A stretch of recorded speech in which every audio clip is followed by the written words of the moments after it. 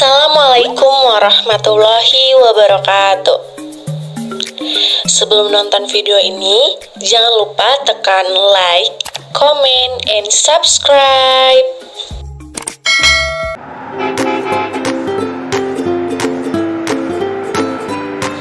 Halo semua, pada siap belajar kan? Oke, let's go.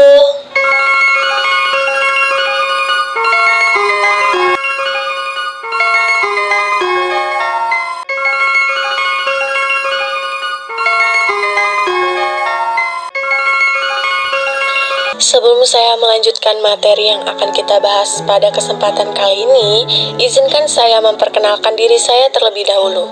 Nama saya Nabila Al-Najla. Saya merupakan mahasiswi Universitas Islam Negeri Raden Intan Lampung, Prodi Pendidikan Agama Islam.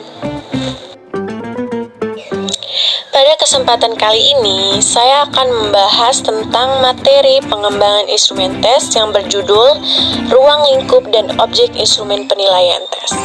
Dosen pengampu, Ibu Listiani Siti Romlah, MPD.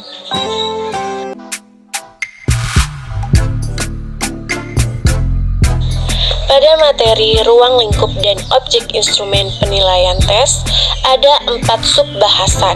Yang pertama, pengembangan instrumen penilaian tes. Yang kedua, penilaian tes. Yang ketiga, ruang lingkup instrumen penilaian tes. Dan yang keempat, objek penilaian tes.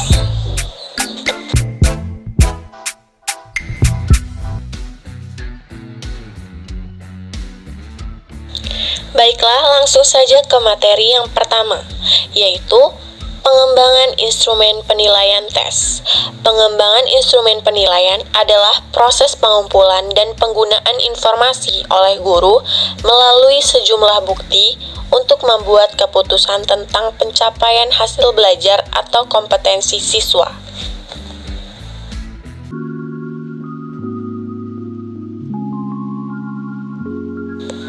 Materi selanjutnya yaitu penilaian tes. Penilaian tes adalah suatu teknik atau cara yang digunakan dalam rangka melaksanakan kegiatan pengukuran yang di dalamnya terdapat berbagai pertanyaan, pernyataan, atau serangkaian tugas yang harus dikerjakan atau dijawab oleh peserta didik untuk mengukur aspek perilaku peserta didik. Selanjutnya yaitu ada jenis-jenis tes. Bentuk tes itu terbagi menjadi 2 macam, yaitu ada tes objektif dan tes subjektif.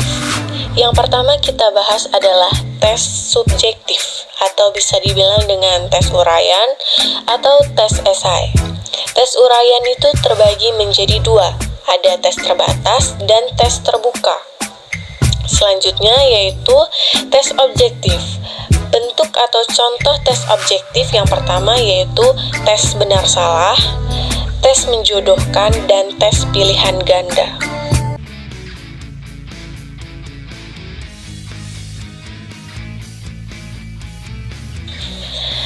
Materi selanjutnya yaitu ruang lingkup penilaian tes. Ada 6 ruang lingkup penilaian tes. Yang pertama yaitu pengetahuan. Dalam jenjang ini, seseorang dituntut dapat mengenali atau mengetahui adanya konsep, fakta, atau istilah tanpa harus mengerti atau dapat menggunakannya. Kata-kata operasional yang digunakan yaitu mendefinisikan, mendeskripsikan, mengidentifikasikan, mendaftarkan, menjodohkan, menyebutkan, menyatakan, dan mereproduksi. Yang kedua yaitu pemahaman.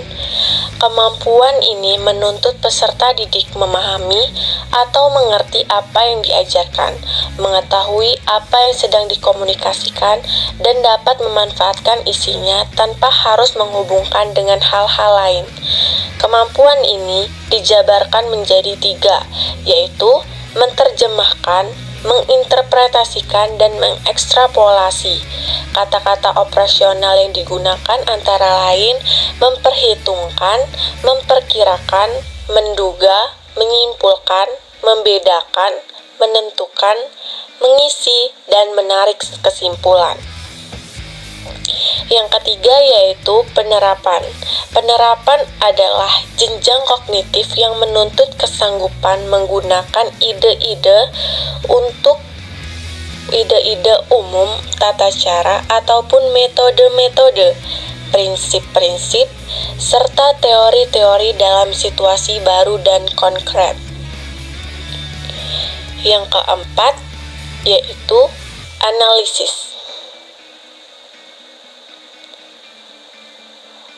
Analisis adalah tingkat kemampuan yang menuntut seseorang untuk dapat menguraikan suatu situasi atau keadaan tertentu ke dalam unsur-unsur atau komponen pembentuknya.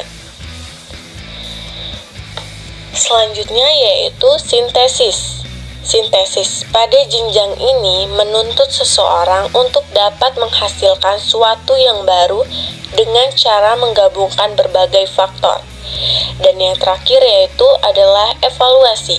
Evaluasi adalah jenjang yang menuntut seseorang untuk dapat menilai suatu situasi, keadaan, pernyataan, atau konsep berdasarkan suatu kriteria tertentu. Hal penting dalam evaluasi ialah menciptakan kondisi sedemikian rupa sehingga peserta didik mampu mengembangkan kriteria, standar, atau ukuran untuk mengevaluasi sesuatu. Kata-kata operasional yang dapat digunakan antara lain menafsirkan, menentukan, menduga, mempertimbangkan, membenarkan, dan mengkritik. Itulah ruang lingkup pengembangan instrumen penilaian tes. Materi selanjutnya yaitu objek instrumen penilaian tes. Objek atau sasaran penilaian adalah segala sesuatu yang menjadi titik pusat pengamatan karena penilaian menginginkan informasi tentang sesuatu tersebut. Ada 3 objek penilaian. Yang pertama, input. Input dianggap sebagai bahan mentah yang akan diolah. Yang kedua, transformasi. Transformasi dianggap sebagai tempat mengolah bahan. Dan yang ketiga, output. Output dianggap sebagai hasil pengolahan yang dilakukan dan siap untuk dipakai. Itulah objek instrumen penilaian tes. Baiklah, sudah selesai pembahasan kita pada kali ini. Semoga apa yang saya sampaikan bermanfaat.